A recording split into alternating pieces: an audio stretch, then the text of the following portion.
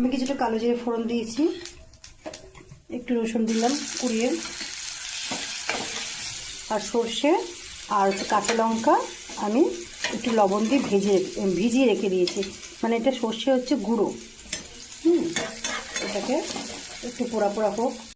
এই মাছটার মধ্যে একটু রসুন কুচি দিলে ভালো হয়, ভালো লাগে গন্ধটা। যাক, আমি এই পেস্টটা দিয়ে দিলাম।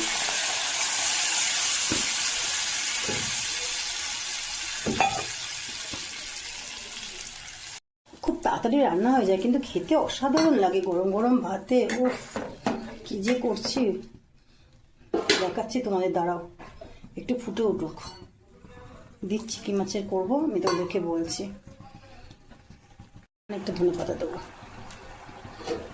দিয়ে একটু ফোটাবো, তারপরে আমি দিয়ে দেবো মাছগুলো। এটা কি মাছ বলো তো?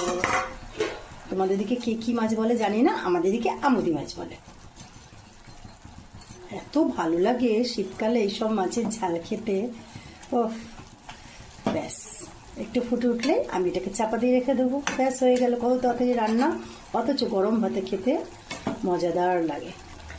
আমি তো হলুদ আগেই সর্ষের মধ্যে দিয়ে ভিজিয়ে রেখে দিয়েছিলাম। ব্যাস, রান্নাটা আমার হয়ে গেছে। এবার গরম গরম ভাত করব, আর একটুখানি সর্ষে বাটা নেবো, সর্ষের ঝোল নেবো, খেয়ে নেবো।